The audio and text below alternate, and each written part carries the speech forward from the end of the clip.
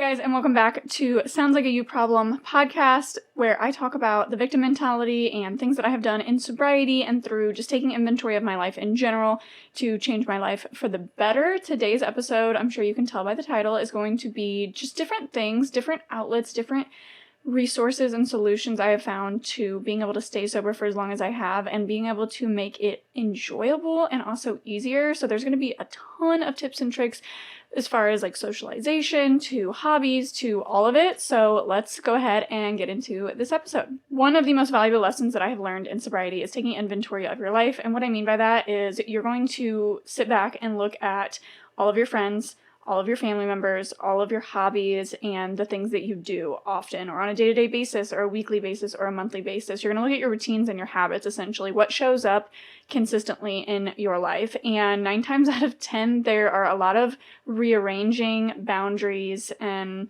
honestly a lot of times where you just have to take the inventory out of your life.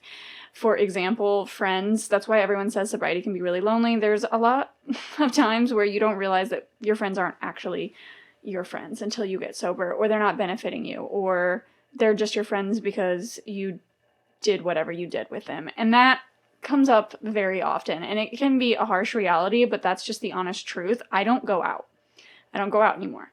It doesn't serve me. It doesn't represent the life that I want to live. It doesn't bring me joy. It doesn't contribute to anything that I'm trying to reach goal-wise. So by taking inventory of my life, it's just one of the things that I don't do anymore. So I don't go out to bars, I don't go out dancing, I don't do that. Instead, I've replaced that with mini golf and escape rooms and bowling and family events. And that's where I get my socialization. That is where I fill my cup up socially, if you will. Not only do I enjoy that more, but it serves me more. I will go out to eat or whatever it may be, whatever fits your lifestyle. If you want to go golfing or you want to take up something else. And that leads me into my next tip, which is learning new things. Not only has this helped me as I get older kind of shape who I am as a person, but it helps me to explore things, focus things, find new things that I love. So for example, this last year I learned how to ride a motorcycle and bought a motorcycle.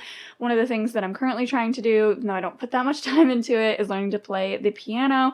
I recently took up video games, just different things, different hobbies, different outlets. When I first got sober, I was taking up like crocheting and painting and embroidery, and I had a couple of different jobs, and I was just doing so many different things because I wanted to find new hobbies. I wanted to find more enriching, nurturing ways to spend my time, because if you're an addict, that's a full-time job. Being an addiction is a full-time job. Finding money to get it, doing whatever task it does to get that money to get it, going to get it, doing the drug, doing the alcohol, whatever you want to call it, and then the cycle repeats. So you end up having a lot of time on your hands, and the best way that I found to deal with that time in the beginning was rest, because my body really needed it, and then the next step was working a lot because I had a lot of financial limitations and stressors on me after getting sober, and then it moved on to just like hobbies and exploring new things and figuring out what I enjoy doing with my time.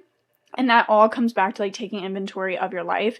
None of the friends that I was friends with in active alcoholism are my friends anymore, and all of those choices were mine except one, which was a friendship breakup that I've talked about here a lot in a couple different episodes if you guys want to like hear about that. But she just told me she didn't want to be a friend anymore for no reason. And like looking back, I'm actually grateful for that, but again, I don't actually have any more friends. And another way that I have helped myself stay sober, even though I don't necessarily have people to lean on, is like my relationships with my family and my significant other have deepened and become more meaningful and have a lot more layers than they did before, because I'm able to spend more genuine time in those categories and nurture them in ways that they need, because I'm not numb or blind to those areas of my life anymore like I was when I was drinking. So those relationships are a lot more fulfilling for me now, and I don't really find myself needing to fill that void with anything else. I also work a lot and I have a lot of goals, and it's hard to find people that not only have the same morals and values and align with you, but don't smoke or drink or partake in going out. So it's hard to find someone where you can enjoy your time with that. I know that my group of girls, my group of friends is on its way to me. It's coming. And I can't just like expect to not go anywhere and then make friends. I definitely like find my community on TikTok and local groups on Facebook, which is an online community, of course, but also just with playing video games with family members and scheduling card nights, like board game nights with my family is something that we're looking forward to doing this year. Another thing is for community, and then can be really good for you to find a community in sobriety, is NA, AA, Celebrate Recovery. Church is one of mine as well, and all of these things will provide you with a sense of community, your village, so to speak. As everyone says, it always takes a village, and that is where I feel like my time is better well spent versus trying to find a female friend that fills all those categories and fits in all those little spaces for me, because my sister fills so much of that for me, or my significant other, or my brother, my mom, like whoever it may be. So I find that I am filling my cup in that sense of community and socialization. So, little recap, what we've talked about so far. I still have a lot more to share, but community is really important. Taking inventory of your life and really figuring out where you spend your time and who you spend your time with is going to benefit you later on and make it easier to stay sober. Because if you're not hanging out with those people and you're not going to those places, you're not going to need that thing, that alcohol, that drug, whatever it was, to keep you busy with those people or in those places. So it really is just all about changing your people, your places, and your things. And that can be daunting and scary. And you're like, I don't want to do that. Like, I like the way my life is. I just also don't want to be addicted to this substance. They go hand in hand. You can't have one without the other, really, truly. And it's not to say that your situation will be the exact same as mine, where you lose every single friend, or you lose every single person in your life, or you lose every single hobby. But it is to say that a lot of that will probably change, and it feels very I felt really resistant to do so in the beginning, but now I couldn't imagine my life any other way, and I'm actually a lot happier with how it looks now versus when it was when I was drinking, even though I couldn't really picture it any other way when I was drinking. I just wanted the same life, but alcohol to just not be around, and it's just not the reality of how it turned out for me, and I'm grateful for that. In the moment of deciding and making the decision and the choice to quit drinking alcohol, that terrified me, and I really didn't know how that was going to go, but I did have very low expectations, which I think benefited me in the long run. I also want to talk about how important it is to tell everyone that you're sober. Everyone, all the time. I'm a professional makeup artist, so I go to weddings very often, and what happens at weddings before the ceremony when I'm doing the makeup and all the girls are in a room? They're drinking mimosas, and every single time I show up, I say I'm sober, because it is always offered to me, it is always around, and I could just as easily be in some faraway place with these faraway people that I don't know, where information isn't going to travel, and I could make reservations for myself. And I use this phrase a lot, but by making reservations, what I'm saying is picking a time, place, an event, essentially, to reserve time out to be able to consume that substance again. So I would be making reservations if I didn't show up and be completely honest with those people and let them know that I am in sobriety and recovery. And oftentimes, every time actually I've ever said it, they are super respectful, super just like, oh, I totally understand, I get it, great for you.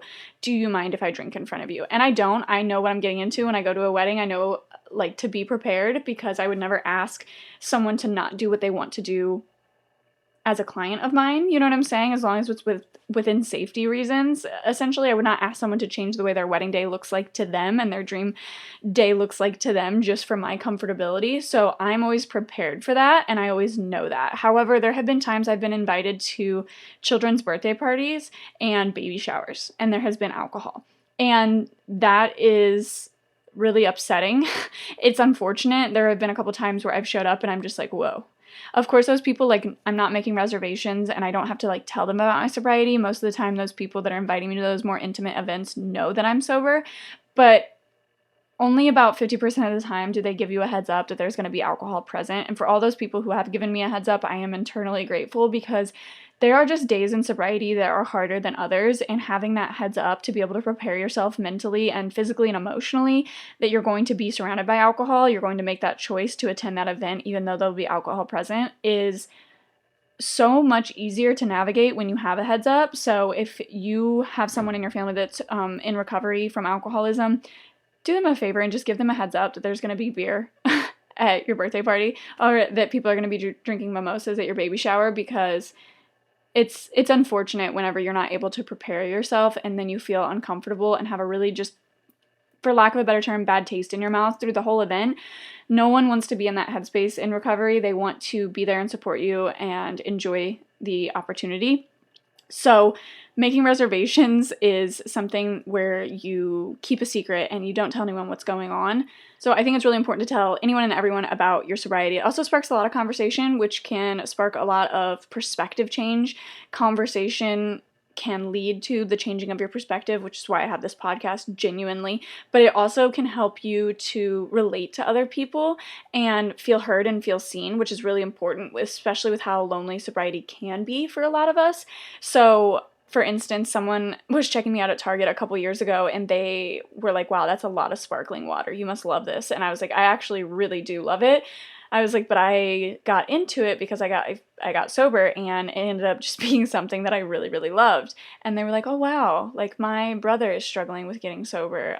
He struggles with alcoholism. And she like opened up to me like while she was cashing me out, struggling. Like she needed to be heard, she needed to be seen, and she knows that I wouldn't judge her and I would understand like her relationship with her brother and like the decisions he's making. And it can just be a really beautiful thing. So I always tell anyone that I can about my sobriety. I scream it from the rooftops. I talk about it all the time. I don't care if people look at it as a personality trait. It is a personality trait because it's part of my personality and it is the most important thing in my life, so I have to protect it. And the best way that I can protect it is by not keeping it a secret. Something that I have already talked about prior is like not feeling bad to cancel or drop plans or back out or say no. A lot of people talk about the fear of missing out, but honestly, learn to find the joy of missing out. There is joy in just saying no and not having to go to an event or whatever it may be. So when those people like give you a heads up, for instance, about a baby shower or a wedding or a birthday party or whatever it may be, and like, hey, there's going to be alcohol here, which people have done in my life for me, and I'm grateful for it. There are some times where I have to turn down that opportunity. Just recently, someone invited me to a baby shower, and they let me know that there was going to be alcohol there, and I'm so glad that they did, because that's really, it just seems like the place that there wouldn't be alcohol, because the woman is pregnant. It's to celebrate her and her child, and obviously she cannot consume alcohol. But she let me know that there was going to be alcohol there, and it's just an event that I can't say yes or no to this far in the future because I'm not sure how I'm going to be feeling that day. And whenever I recognize that I'm having a hard day, I let the individual that's hosting the party or whatever it may be, the event, that I'm just not strong enough mentally to handle being around it. Like that it's going to be more trouble than it's worth, and it's not going to be a good time for me. And I'm allowed to have those boundaries. I'm allowed to set those boundaries. And if you have anyone that doesn't respond to that with appreciation that you gave them a heads up, with appreciation that you gave them honesty, with respecting your boundaries and understanding that it's what's most important for you and your sobriety, then those people, you should probably evaluate your relationship with them, because if they cannot give you grace while you're going through a very, very big change, a very difficult time in your life, then they don't deserve to stick around in your life. Like, you don't want those type of people around. I don't want those type of people around personally. So I feel like that's a really good heads up to recognize when someone doesn't respect a boundary and doesn't understand your recovery process. And you have to eliminate those people out of your life almost altogether, but you also can find ways to hold them at a very far distance with boundaries if they respect those boundaries you put in place. Because just because you make a boundary does not mean everyone is going to follow through with listening and respecting your boundaries. So keep that in mind. Not everyone will actually just understand or respect your boundary just because you created one, which can make boundaries very difficult, hard, and challenging. But ultimately, you need people in your life that hold you accountable and hold themselves accountable. Like, that's who I'm trying to be around. That is who I want to spend my time with. That is who I want to be surrounded by. One of the last things that I'm going to talk about, just because it's really the last thing I can think of right now, though there are many things that have helped me through sobriety and helped me get through, is the obvious mocktails. I don't regularly drink mocktails, but there was a phase I had where I was trying non-alcoholic alternatives and just straight up mocktails.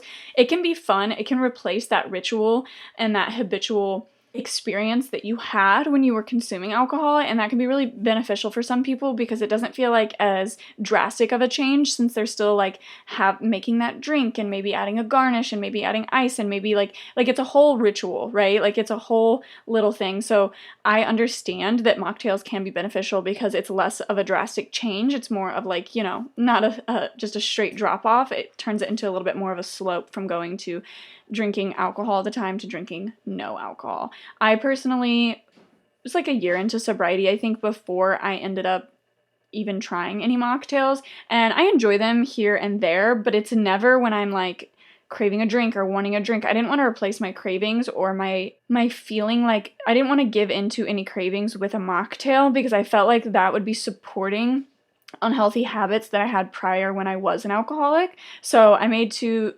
sure to be very intentional about when I was consuming a mocktail and why, because I didn't want it to be a coping mechanism. I didn't want it to replace everything. Some people do that and it ends up just fine for them, but I really wanted to take everything very, very seriously and give myself the best shot at long-term sobriety. So that is what I did. And last but not least, I created a nighttime routine. It was really hard to sleep in the beginning when you stop drinking. I can make a whole video of like what to expect when you first get sober and like things that are gonna happen, and like maybe things that I didn't expect to happen when I was sober, when I got sober. So if that's something you'd be interested in, just let me know, because I can totally make that video for you guys, that episode.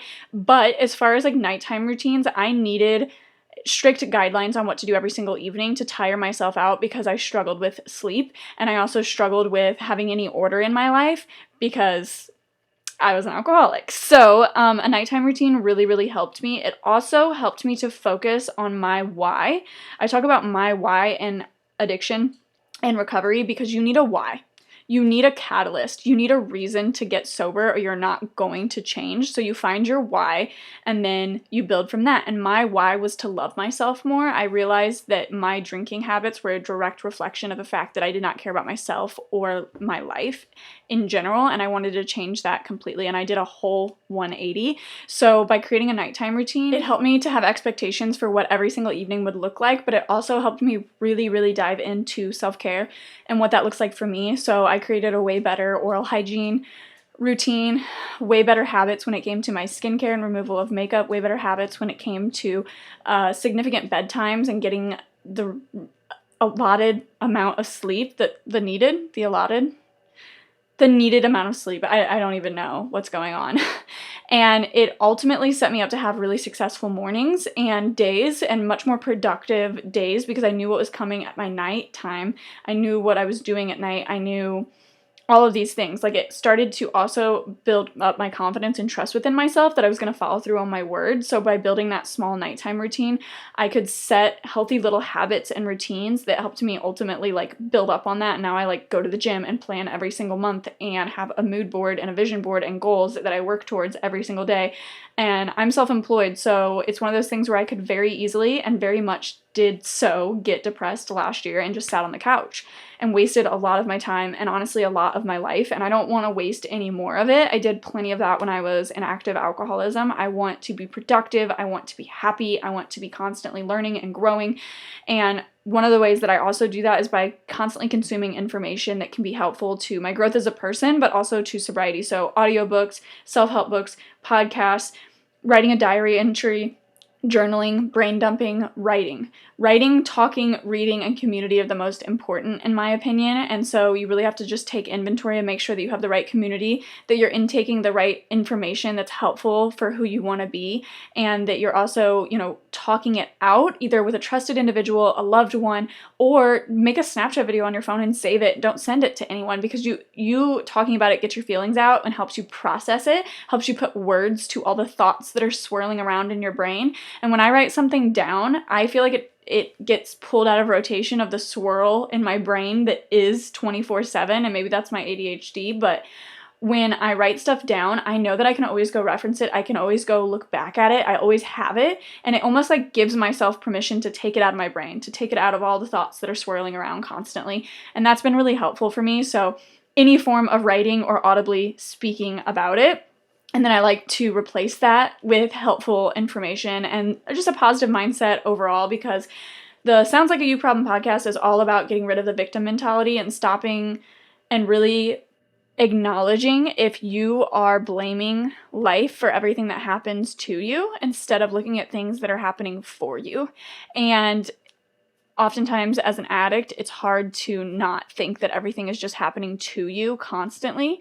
So in sobriety, I did a lot of work on my mindset and everything to make myself realize that things were happening for me and to change my perspective and overall outlook just on life in general. So I hope this episode helps some of you guys. I hope maybe it gives you a little bit of insight to a loved one or a family member, or maybe gives you some suggestion advice, solutions to problems you've been facing. I know that writing and talking help me the most when it comes to big emotions that I have not yet felt in sobriety, whether it's poetry, a journal entry, a brain dump, or like a letter to myself. That can be really, really helpful. Even if you burn it afterwards or rip it up to shreds or put it in the paper shredder, it doesn't matter. Just getting it out helps it get out of your brain. So I hope you guys enjoyed this episode. I am so proud of you if you are sober today or you're trying to get sober. I am so happy for this little community that we have built. You guys are always so supportive and kind in the comments, and I appreciate that, especially on my addiction video that got more views than I ever expected for it to get.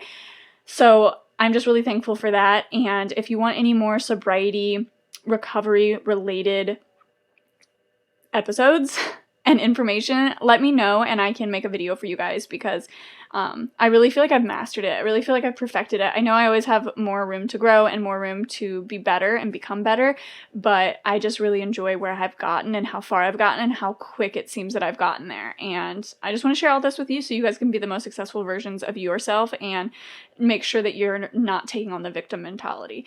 I hope you guys have a great day wherever you are, and I will see you, you'll hear me in the next episode of Sounds Like a You Problem podcast.